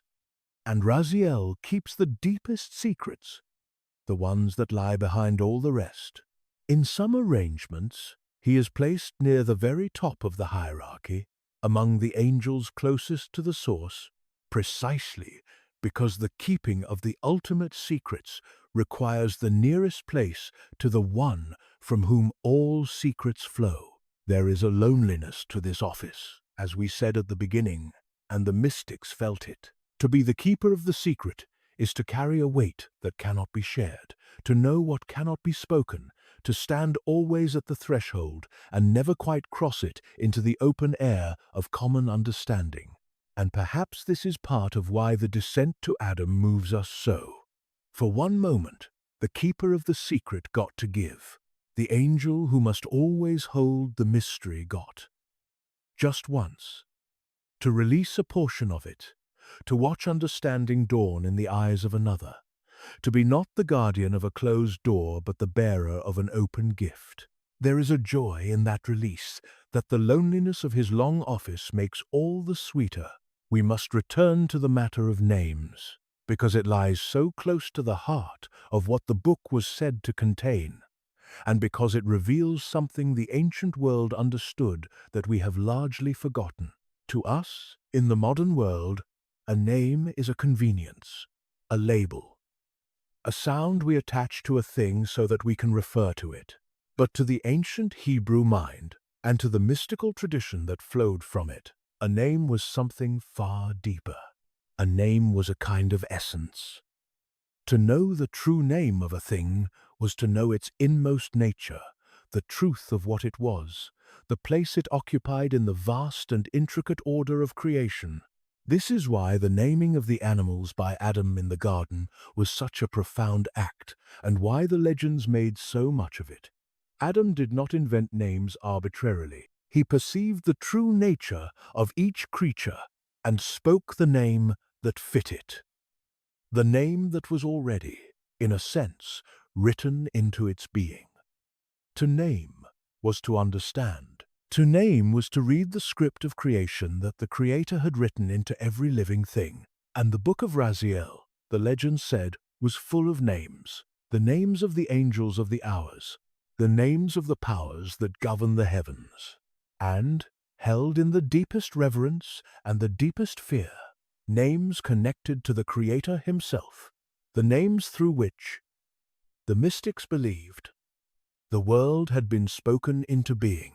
There is a teaching, very old and very profound, that the world was created through speech. Let there be light, and there was light. The divine word, spoken, brings being out of nothing. And if the world is spoken into being, then the words, the names, the divine utterances are woven into the very structure of reality. To know those names, in the mystical imagination, was to read the source code of existence, to understand the words by which all things hold together. But here is the peril, and the tradition was acutely aware of it. Such knowledge is not safe in unprepared hands. This is why the most sacred names were guarded with such care. Spoken rarely or not at all, hedged about with reverence and restriction, the same knowledge that could lift a purified soul toward understanding could, in a corrupt or grasping heart, become a tool of pride and manipulation. We saw this in the contrast between Raziel and the Watchers. The Watchers took heavenly knowledge and used it to teach war and sorcery. The names, the deep words, the secret structures, in the wrong hands, become instruments of domination rather than keys to understanding. This is why the legend insists so firmly that the book was given, not seized, and given by the will of heaven, confirmed by God's own hand when the angels tried to take it back. The book was placed into the hands of a man who had repented, who had wept, who came to the knowledge not as a thief grasping for power, but as a broken creature receiving mercy. The manner of receiving matters as much as the thing received. Knowledge approached with humility becomes wisdom. Knowledge seized with pride becomes a curse. The same fruit, the same fire, the same names. Everything depends on the heart, and there is a warning in this for every age, and perhaps for ours most of all. We live in a time of immense knowledge, knowledge that would have seemed like the secrets of the gods to the ancients. We have read deep into the structure of matter and the code of life and the architecture of the mind. We hold powers our ancestors could only dream of. The legend of Raziel does not tell us to fear knowledge, it tells us to ask how we hold it. Do we hold it as the Watchers held it, as a tool for power and domination and the making of weapons, or do we hold it as Adam was given it, in humility, in service of healing, as a path back toward the light rather than a road deeper into the dark? The book is being written again, in our own laboratories and our own machines. The only question the legend asks is whether we will be Watchers or whether we will be Adam. A question rises here that the thoughtful listener cannot avoid, and the ancient tradition wrestled with it openly. If knowledge is good, if wisdom is a gift, then why is so much of it hidden? Why does heaven keep secrets? Why is there a curtain at all, and an angel to guard it, and mysteries sealed away from the open understanding of all? The tradition gives several answers, and they are worth holding up to the light. The first answer is mercy. Some knowledge, the sages understood, is too heavy to be borne by the unprepared. There is a wisdom in not knowing everything at once. A child is not given the full weight of adult understanding all in a single moment, for it would crush them. The secrets are kept not out of stinginess, but out of care, released slowly as souls grow ready to receive them. The way a teacher reveals deeper truths only as the student becomes able to bear them. The curtain is not a wall built to exclude. It is a measure of mercy, a pacing of revelation to the capacity of the one who receives. The second answer is reverence. Some things are hidden because they are holy, and holiness requires a certain distance, a certain veiling. The most sacred name is not shouted in the marketplace. The holiest place in the ancient temple was hidden behind a veil, entered only once a year by one man with the greatest care. Hiddenness, in this understanding, is not the opposite of sacredness.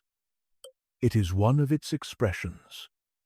The veil before the throne is not an insult to those outside it. It is an honoring of the unbearable glory within. And the angel who keeps the secret keeps it the way a guardian keeps something precious, not to hoard it, but to honor it. The third answer is desire. And this one is the most beautiful. Perhaps, the mystic suggested, the secrets are hidden so that they will be sought. A truth handed over without effort is held lightly. A truth pursued through long labor and longing is held with the whole heart. The hiddenness of wisdom is what gives birth to the seeker. It is what sends the soul on the long journey of search and study and prayer. The veil creates the longing, and the longing creates the journey, and the journey transforms the one who undertakes it. By the time a soul has sought deeply enough to glimpse the secret, the seeking has made it worthy of the sight. The hiddenness is not a cruelty. It is an invitation. It is heaven saying, "Come and find me." And so the curtain hangs, and the angel keeps his secret, and the book is sealed, not to shut us out, but to call us in, not to keep us ignorant, but to make us seekers. The legend of Raziel is, in the end, a story about the kind of knowledge that is worth seeking and the kind of heart that is worthy of finding it. The book was given to Adam not because he had earned it by his wisdom, for his wisdom had failed him at the tree. It was given to him because he had wept, because he had longed, because he had turned his broken heart back toward the light. The secret is given to those who seek it not for power, but for the way home. When we step back from the details and look at the whole shape of the legend of Raziel, we begin to see that it is, like all great sacred stories, a mirror. It shows us ourselves. We are all, in a sense, Adam outside the gate. We are all creatures who have known a kind of innocence and lost it. We have all, somewhere in our lives, reached for something we should not have grasped, and felt the gate close behind us, and sat in the cold dark not knowing how to find our way back. We have all wept the weeping of the exile, the grief of the one who remembers a lost wholeness and cannot return to it. This is the human condition. We are homesick for a garden we can barely remember. Exiles longing for a homecoming we cannot achieve by our own strength. And the legend tells us that into that exile, into that cold and that dark, heaven descends. Not always in thunder, not always in fire. Sometimes in the quiet form of an angel, with a book, sometimes as a sudden return of understanding, sometimes as a thread of hope where there had been only despair. The legend tells us that the gate closing is not the end of the story, that mercy follows us into our exile, that the keeper of the secret hears the cry rising from the dark and chooses, against all the resistance of strict justice, to descend. This is why the story has lasted thousands of years, copied by trembling hands, treasured in homes, whispered from one generation to the next. It is not finally a story about an angel or a book. It is a story about whether the universe is, at its heart, a closed gate or an open hand. The angels in the story argue for the closed gate. The man broke the rule. Let him bear the consequence alone. But God, through Raziel and through the book and through the recovery of the book from the deep, argues for the open hand. The fallen creature will not be abandoned. The exile will be given a path. The dark will be kindled with light. And every one of us, in the long hours of our own exiles, in the cold dark outside our own closed gates, gets to discover for ourselves which it is. The legend casts its vote. It says that the keeper of the secret heard the weeping and came down and gave the gift, and that even when it was stolen and cast into the deep, it was recovered and returned, because heaven had decided that the fallen would not be left alone. That is the secret of God that Raziel keeps. Not a formula, not an incantation. The secret that the heart of all things is mercy, and that the gate, though it closed, did not close forever. The legends do not leave Adam weeping at the gate forever. They follow him into the long centuries of his life, and the book goes with him. And in those quieter chapters, we glimpse something tender. We glimpse what it might mean to live a whole long life, carrying both a great loss and a great gift at once. Adam lived, the scripture says, 930 years. Think of that span. 930 years of memory, long enough to watch generations rise and pass, long enough to see his children and his children's children, and their children after them, spread across the young face of the earth, long enough to carry, every single day, the memory of the garden he had lost and the weight of the book he had been given. And the legends imagine him as a teacher. The first man, the first father, becomes also the first sage, passing down to his descendants what he has learned. He teaches them, the traditions say, the wisdom of the book, how to read the seasons, how to find healing in the herbs of the field, how to understand, however dimly, the turning of the heavens and the order of the world. He becomes the source of the most ancient human knowledge, the headwaters of the river of wisdom that would flow down through all the generations after him. But the legends also imagine his sorrow, and they do not hide it. Adam, they say, never forgot the garden. He carried the memory of it like a wound that would not fully close. He remembered the light that had clothed him, and the nearness of God that had been the very air he breathed. He remembered walking among the trees in the cool of the day, and every evening, perhaps, when the cool came on and the light slanted golden through the trees of the wild world outside Eden, the memory must have risen in him, sharp and aching, of the evenings he had once spent in the presence of his Maker. And yet he had the book. And the book, the legends insist, gave him not only knowledge, but hope. For in its pages, in the deepest reading, he had understood that the exile was not the final word, that mercy had a long plan, that from his own line, after ages he could not number, would come the one who would heal the breach.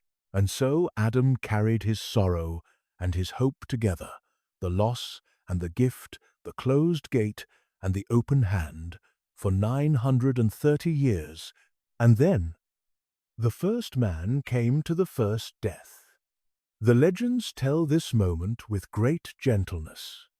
Adam, old beyond measure, the last living memory of the garden, lying down at last to die. His children gathered around him, and, the tradition says, he passed on the book, the wisdom that Raziel had carried down from heaven, that had consoled him in his exile and guided him through his long life, he placed into the hands of the next keeper, so that it would not die with him, so that the thread of mercy would continue unbroken into the generations after him. There is something profoundly moving in this image. A dying man, the first ever to die, handing to those he leaves behind not gold, not power, but wisdom, not a kingdom, but a path. The most precious inheritance a parent can leave a child is not wealth, but understanding, not possessions, but the way to live and the reason to hope. Adam, dying, gave his children the book, and in doing so, he made the gift of Raziel into something that would outlast him, a current of grace flowing forward through time, surfacing again and again. As we have seen, in the hands of Enoch and Noah and Solomon, down through the long story of the world. How did this story survive? How did the legend of an angel and a book, born in the imagination of the ancient world, travel down through the centuries to reach us tonight? It traveled as the deepest things travel, from mouth to ear and from heart to heart. It was told and retold. It was written into the great compilations of legend and lore that the ancient and medieval communities gathered and treasured. It was woven into the broader tapestry of stories about Adam, about Enoch, about the secret wisdom of the patriarchs. It appeared in fragments here and full tellings there, growing richer in some hands, simpler in others, but always carrying the same essential core. An angel called the secret of God. A weeping man outside the closed gate. A book of heavenly wisdom, given in mercy. And as we have said, the legend eventually gave birth to an actual book that bore its name. A medieval compilation treasured for centuries, copied by hand, printed at last, kept in homes as a sign of blessing and protection. The story was so powerful that it stepped out of the realm of pure legend and took on a physical form, became an object people could hold, a tangible anchor for an ancient hope. We should be careful, as the honest scholars are careful, not to confuse the legend with literal history. We do not claim that an angel literally descended at a datable hour and handed a physical volume to a historical man. These are the stories the ancient and medieval world told to express their deepest understanding of the relationship between heaven and earth, between knowledge and mercy, between the fallen creature and the God who does not abandon it. They are sacred imagination, not documentary record. And that is not a diminishment. The truths that sacred imagination carries are often deeper and more enduring than the facts that documentary record preserves. For what the legend preserves is a way of seeing the world. It preserves the conviction that the universe is not indifferent to human suffering. It preserves the belief that knowledge, rightly given and rightly received, is a form of love. It preserves the hope that exile is not the end, that the gate is not forever closed, that mercy descends into the dark. These are not the kinds of truths that can be proved in a laboratory or dug up by an archaeologist. They are the kinds of truths that a story carries, generation after generation, keeping a certain light alive in the human heart. And by that measure, the legend of Raziel has done its work faithfully for thousands of years. What does this ancient legend have to say to us, who live in an age the first man could never have imagined? We who hold in our pockets devices that contain more knowledge than all the libraries of the ancient world combined. We who have read the genome and split the atom and built machines that can speak and reason. Are we not, in a sense, living inside the very thing the legend dreamed of? Have we not, by our own labor, recovered something like the lost wisdom of the garden? In one sense, perhaps, we know an astonishing amount about the structure of the world. We can read, after a fashion, the names of things written into the code of life and the architecture of matter. The ancient longing to understand has been answered more fully than any age before us could have imagined. And yet, the legend whispers a caution that grows only more urgent as our knowledge grows. The question was never whether we would gain knowledge. The question was always how we would hold it. The Watchers had heavenly knowledge too, and they used it to teach humanity the making of weapons and the working of war. The legend does not ask whether we are clever. It asks whether we are wise. It asks whether our knowledge heals or harms, whether it draws us back toward the light or drives us deeper into the dark. Whether we hold it as Adam was given it, in humility and in the service of life, or, as the Watchers seized it, in pride and in the service of power. For all our knowledge, we are still, in the deepest way, Adam outside the gate. We are still exiles. We still carry the ache of a lost wholeness. We still sit, in the long nights of our lives, in a cold and a dark that all our cleverness cannot warm. We know how the stars burn, but we have not learned how to stop weeping. We can read the code of life, but we cannot read our way back into the garden. The knowledge has come back to us, in great measure, and yet the homesickness remains. We have the sciences of the heavens, but we have not recovered the nearness of heaven itself. Consider the strange grief of our age. We have more information than any generation that has ever lived. And yet we are not visibly wiser, not visibly kinder, not visibly more at peace. We can speak across the whole face of the earth in an instant, and yet loneliness spreads among us like a quiet flood. We have unlocked the secrets of matter and the mechanisms of life. And yet the oldest questions, the ones that kept Adam weeping outside the gate, remain as unanswered as ever. Why do we suffer? What are we for? Where is the home we are homesick for? And how do we find the way back? No quantity of information answers these. They are not questions of data. They are questions of the heart. And the legend understood this with a clarity our information-drunk age has nearly lost. It knew the difference between knowing many things and being wise. It knew that a soul can be crammed full of facts and still sit in the dark, and that what such a soul needs is not one more fact, but a hand reaching down, and a path shown, and a reason to hope. And this, perhaps, is the final and deepest teaching of the legend. The book that Adam most needed was not finally the book of seasons and herbs and stars, useful as that knowledge was. The book he most needed was the one that taught him hope. The one that told him the exile was not the end. The one that pointed him toward the day when the gate would open again. All the cosmic knowledge in the world cannot answer the deepest cry of the human heart, which is not a cry for information, but a cry for homecoming. And the legend says that into that cry, into that homesickness, into that long exile, heaven still descends. The keeper of the secret still hears the weeping. The gift is still offered. The way home is still being shown.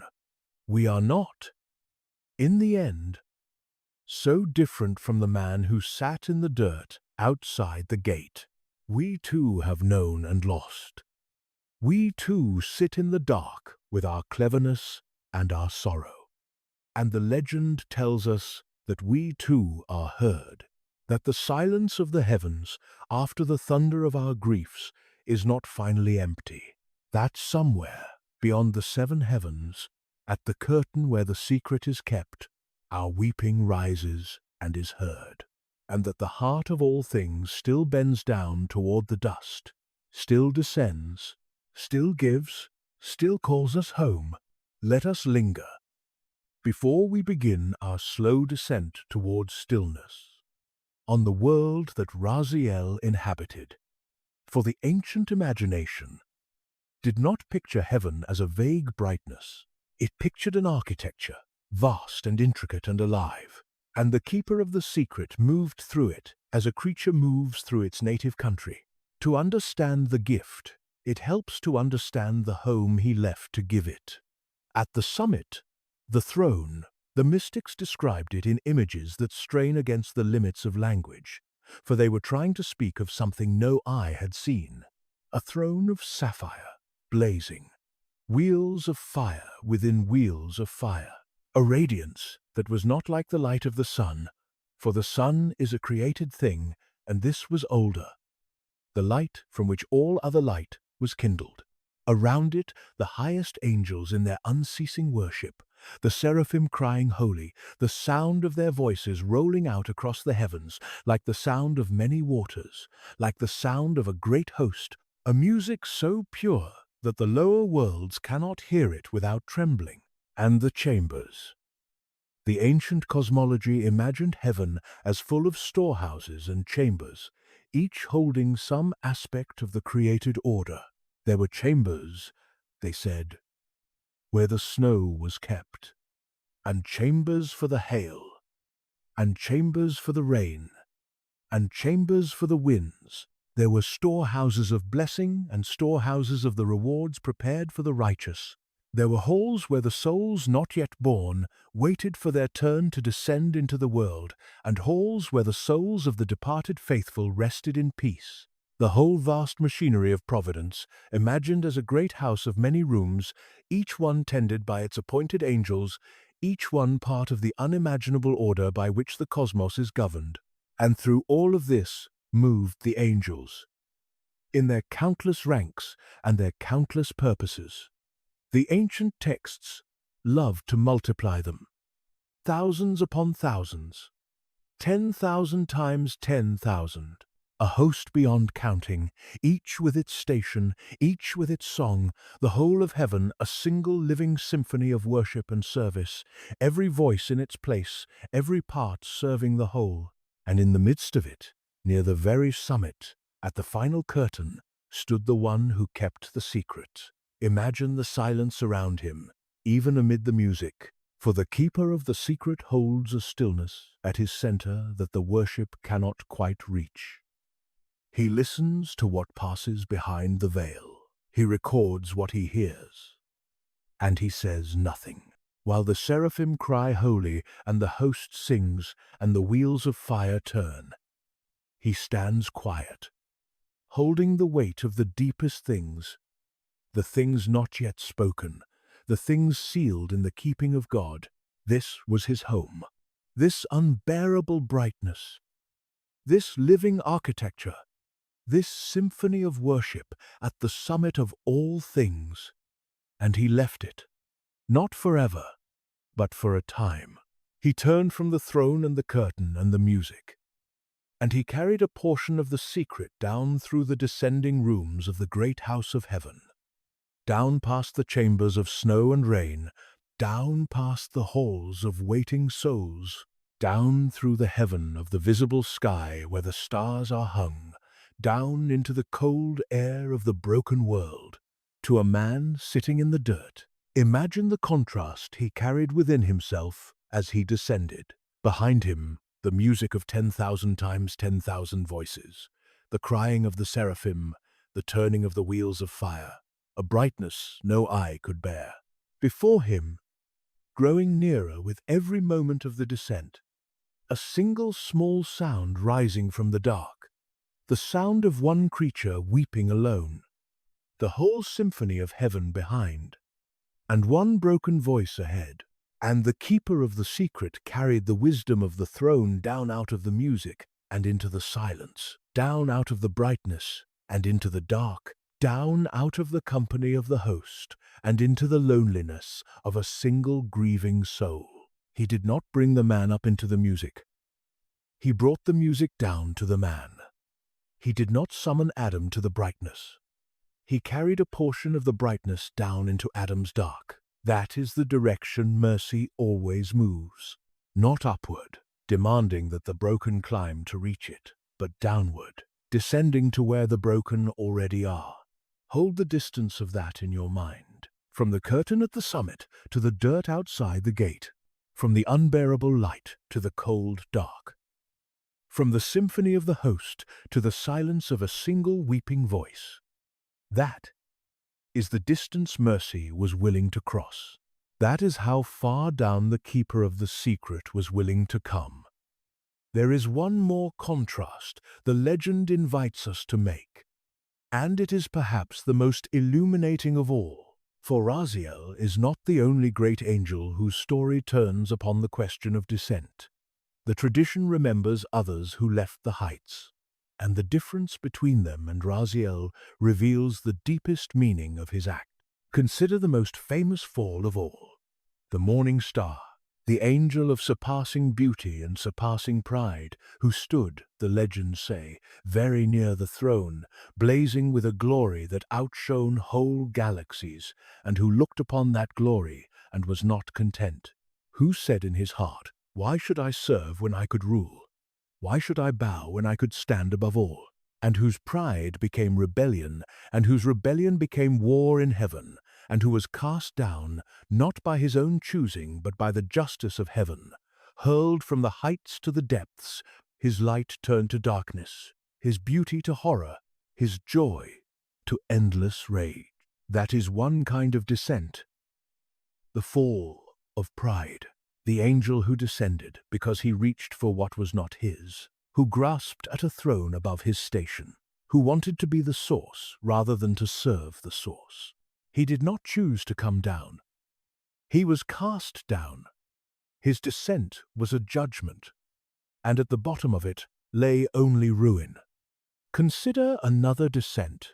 The watchers, who looked down from heaven upon the earth and were filled with desire, and who came down, drawn by their own longing, to take what they wanted and to teach what they should have kept hidden, their descent too was a kind of fall.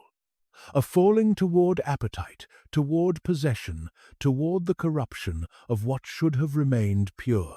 And it ended, as we have seen, in giants and bloodshed and the drowning of the world. And now consider Raziel. He too descended. He too left the heights. He too carried heavenly things down to the earth. But everything about his descent was the opposite of the others. He did not descend in pride, reaching for a throne. He descended in humility, bending toward a sorrow. He did not descend drawn by his own desire to take. He descended sent by mercy to give. He did not fall, he chose, and his descent did not end in ruin or in flood. It ended in a gift placed gently into open hands, in understanding restored to a broken creature, in hope kindled in the dark. 3 descents. The fall of pride, that grasped at a throne and found only the abyss. The fall of desire, that reached for possession and found only the flood. And the descent of mercy, that bent toward a sorrow and found a way to heal it. The legend sets them side by side so that we cannot miss the lesson. It is not the descent itself that determines the outcome. It is the heart behind it. To come down in pride, reaching upward for what is not yours, is to fall. To come down in mercy, bending downward toward another's need, is to rise. Even as you descend, the morning star reached up and fell down. Raziel bent down and, in the deepest sense, rose. For there is no greater height a creature can reach than the height of stooping to lift another out of the dark. And in this, the legend points, as all the deepest legends do, beyond itself. For the pattern of Raziel, the great one who descends from the heights, not to take but to give, not in pride but in mercy. To lift a fallen creature out of its exile and to show it the way home is a pattern the sacred imagination would return to again and again in ever deeper forms. The keeper of the secret coming down with a book is a foreshadowing, a first sketch of every greater descent of heaven toward earth that would follow. It is the shape of mercy itself, drawn for the first time in the cold dark outside the gate of Eden, when an angel chose to come down, and so we come to the end of the journey, and we gather up what we have seen. We have stood at the curtain, at the edge of the throne, where an angel called the secret of God keeps watch over the deepest mysteries of creation. We have sat in the cold dark outside the closed gate of Eden, beside a man who had known everything and lost it, whose weeping rose through the 7 heavens. We have watched the keeper of the secret hear that cry and choose, against the resistance of the heavenly host, to descend. We have seen the book placed into trembling hands, and understanding returning like water to a dry riverbed, and hope kindled where there had been only despair. We have seen the book stolen and cast into the deep and recovered by the direct will of God, because heaven had decided that the fallen would not be abandoned. We have followed the book down through the generations, through Enoch who walked with God, through Noah who survived the drowning of the world, through Solomon upon his throne of gold. We have considered what the book contained, the names and the sciences of the heavens and the virtues of created things and the wisdom of the soul's journey home. We have weighed the 2 descents, the knowledge of the watchers that corrupted and the knowledge of Raziel that healed, and we have learned that the difference lies not in the knowledge but in the heart that carries it and the heart that receives it. And we have seen, in the end, that the whole legend is a single argument about the heart of all things, an argument that the universe is, at its deepest level, not a closed gate, but an open hand. What remains of all this? For us, tonight, this remains that you are not the first to sit in the dark, and you will not be the last. That the weeping of the exile is as old as the human story itself, and that it has always, always been heard. That knowledge is a fire, and the only question that finally matters is whether you will carry it as a hearth that warms or a flame that destroys. That the deepest thing you can know is not how the stars burn or how the herbs heal, but that the gate, though it closed, did not close forever, that mercy descends, that the keeper of the secret still listens at the curtain and still hears the cry that rises from the dark. And this remains, too, that the most precious thing one soul can give another is not power, but wisdom, not possessions, but a path, not gold, but hope. Adam, dying, gave his children a book. And the greatest inheritance any of us can leave behind is the same. Not what we owned, but what we understood. Not what we took, but what we gave. Not the thrones we grasped at, but the hands we reached down to lift. The 72 mysteries. There is a detail in the descriptions of the book that the mystics return to again and again. And it is worth drawing out into the light, because it reveals how the ancient mind imagined the very structure of wisdom.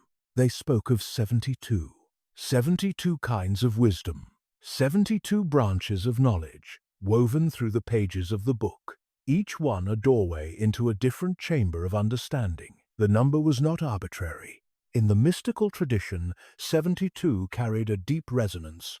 It was connected to the hidden divisions of the divine name, to the number of the nations of the earth in the ancient reckoning, to the structure of the cosmos itself.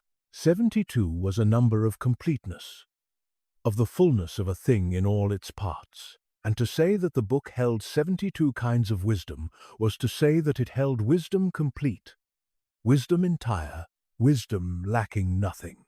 And within those 72 branches, the descriptions multiplied further, hundreds of inscriptions of higher mysteries, layer beneath layer, chamber within chamber, the book imagined as an endless house of understanding, every room opening onto another room, every secret revealing a deeper secret beneath it. To open the book was not to read a single page, but to enter a labyrinth of light, to begin a journey that could occupy a soul for a lifetime and still not reach the end of it. This is how the ancient and medieval mind imagined true wisdom, not as a flat collection of facts, the way we sometimes imagine knowledge today, a pile of information to be gathered and stored, but as a living depth, an inexhaustible richness, a thing that yields more the deeper you go, that never empties, no matter how long you draw from it. The book of Raziel was imagined as bottomless, because the wisdom it contained was the wisdom of the one who is bottomless, the understanding that flows from the source of all understanding, which no creature can ever fully drain. And the letters. We have touched on this, but let us hold it once more. The letters of the book, the legends said, were not ordinary letters. They were made of sapphire, or of fire, or of light. They burned upon the page, and when the book was opened, the letters would rise, would stir, would arrange and rearrange themselves before the eyes of the reader, revealing meaning upon meaning. The very characters were alive. There is a profound idea hidden in this image, an idea at the heart of the mystical understanding of language. In the ancient tradition, the letters of the sacred alphabet were not merely signs for sounds. They were the building blocks of creation itself. The world, the mystics taught, was created through the divine speech, and the letters of that speech were woven into the structure of all things. To understand the letters in their deepest nature was to understand the elements out of which reality itself was composed. And so a book whose letters were made of living light was a book that touched the very source code of the world. the luminous alphabet through which all things had been spoken into being. This is why the book was treated with such awe and such fear. It was not a description of creation, written after the fact. The way a history is written, it was imagined as somehow continuous with creation itself, made of the same living letters, the same luminous speech, by which the heavens and the earth were called out of nothing. To hold it was to hold a fragment of the divine creativity. To read it was to read along the grain of reality itself. No wonder the angels objected. No wonder it had to be given, and not seized. No wonder everything depended on the heart of the one who received it. It is worth pausing, too, to notice that the legend of Adam receiving heavenly instruction was not the possession of a single text or a single community. The image of the first man being given knowledge after the fall, of heaven not leaving him entirely in the dark, appears in various forms across the literature of the ancient world, and the breadth of it tells us how deeply the human heart longed for such a thing to be true. There were texts circulating in the centuries around the turn of the ancient era and beyond that told elaborate stories of the life of Adam and Eve after their expulsion from the garden. They told of their penance, their grief, their longing to return. They told of angelic visitations, of revelations granted to Adam about the future of the world and the destiny of his descendants, of knowledge given to ease the harshness of the fallen life. These texts were treasured, copied, translated, and passed down for many centuries among different communities, in different languages. They were not all the same. They did not all agree. But they shared a common impulse, a common hope, the hope that the fall was not the final word. That heaven, having cast the first humans out, did not then turn its back on them entirely. That mercy followed them into their exile, and the figure of the heavenly scribe, the keeper of the secrets of the cosmos, appears in many forms as well. We have spoken of Enoch, who was imagined as being taken up and shown the secrets of the heavens and made into a recorder of divine knowledge. There were rich traditions about other figures, too, who were granted glimpses behind the veil, who were shown the storehouses of the cosmos and the orders of the angels and the courses of the stars, and who brought that knowledge back to share with humanity. The longing to know what lay behind the curtain, and the hope that some had been permitted to glimpse it and to tell, runs all through the ancient religious imagination like a bright thread. What does this breadth tell us? It tells us that the legend of Raziel is not an isolated curiosity, a strange story told once and forgotten. It is one expression, one particularly beautiful and concentrated expression, of a hope that the ancient world returned to again and again, in many voices and many forms. The hope that knowledge and mercy are connected, the hope that heaven speaks to earth, the hope that the fallen creature, sitting in the dark, is not abandoned, but is sought, is heard, is given a path and a light and a reason to hope. When you hear the legend of Raziel, then you are hearing not the lonely invention of a single imagination, but the gathered longing of a whole ancient world, distilled into a single, unforgettable image. An angel called the secret of God, descending through the seven heavens, placing a book of light into the hands of a weeping man. It is one story among many, but it carries them all within it, the way a single drop of water can hold the reflection of the entire sky. Before we let the tempo slow and the night gather fully around us, let us sit for a moment with one last thought, and let it be a gentle one. We have spoken much of the great moments, the descent, the gift, the recovery from the deep, the flood, the kings and the patriarchs, and the long thread of wisdom running through the ages. But the legend, when you hold it quietly, is also about something smaller and closer and more human. It is about the long, patient, ordinary work of keeping. For most of his existence, Raziel does not descend. Most of the time, he simply stands. He listens. He records. He keeps. The descent to Adam was a single act in an existence of unimaginable length. A single moment of giving in an eternity of patient holding.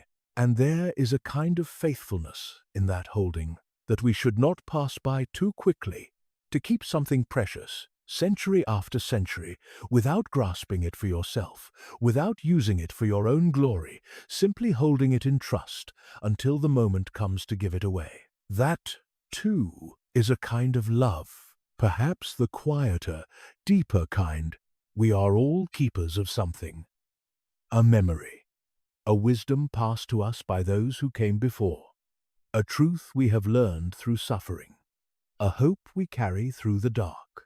And much of the time, the keeping is quiet and unseen. No one watches us hold it. No one thanks us for guarding it. We simply keep it faithfully, waiting for the moment when it can be given to someone who needs it. The parent keeping wisdom for a child, not yet old enough to receive it. The elder keeping the old stories for a generation, not yet born. The wounded soul keeping a hard-won understanding for the day when someone else will sit in the same dark and need to hear it. This is the quiet work of the keeper, and the legend honors it. And then there comes, for each keeper, the hour of the gift. The moment when what has been held in silence can at last be given away. And the legend tells us that this is the keeper's truest joy. The angel who must always hold the mystery got, just once, to release it.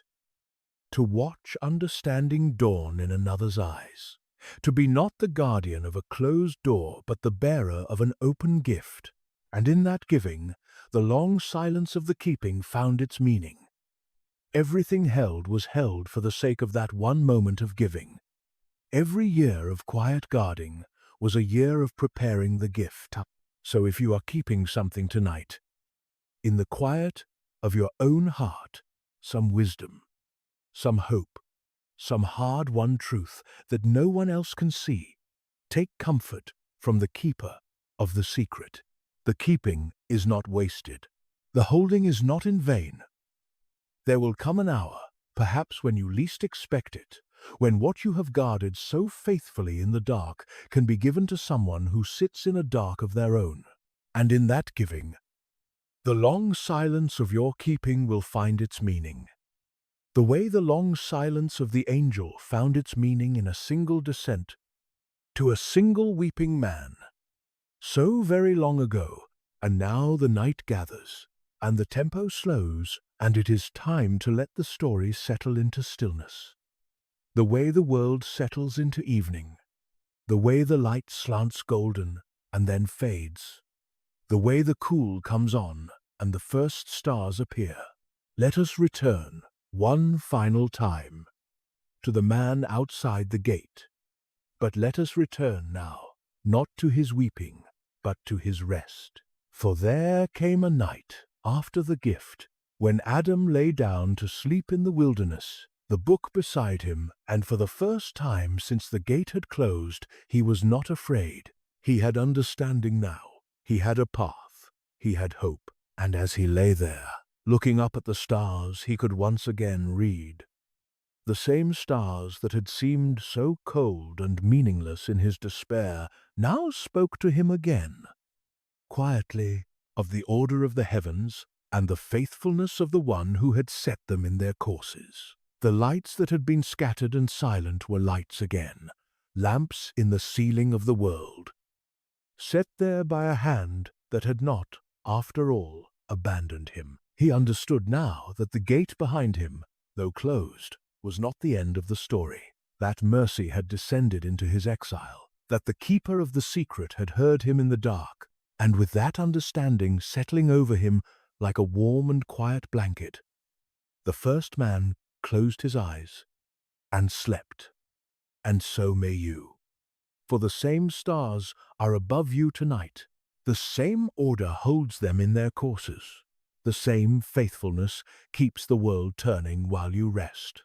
And the same mercy that descended outside the gate of Eden, the same heart that bent down toward a single weeping creature in the cold and the dark, that mercy has not grown weary. It still listens at the curtain.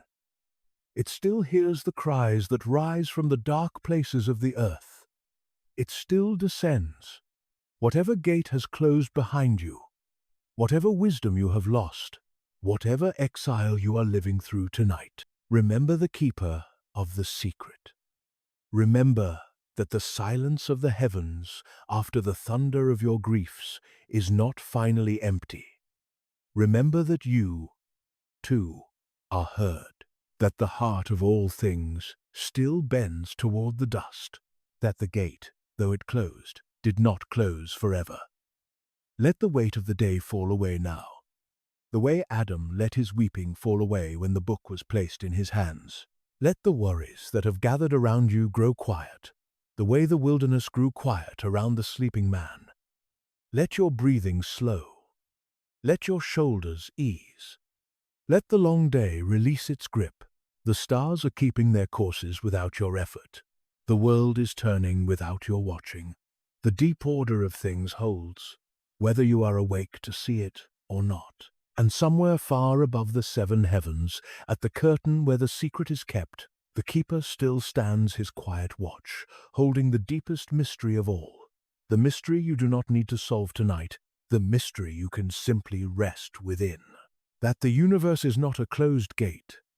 That mercy descends. That you are not forgotten. That you are not alone in the dark. So rest now. Let the story carry you down, gently, the way the angel carried the book down, through the descending quiet, into the deep and peaceful dark. There is nothing you must understand tonight. There is nothing you must keep. The keeper holds it all for you. The light still watches over the darkness. The gate, though it closed, did not close forever. Sleep well, and may the secret of God, which is mercy without end, keep watch over you through all the hours of the night, until the morning comes, and the light returns, and a new day opens like the first page of a book made of light.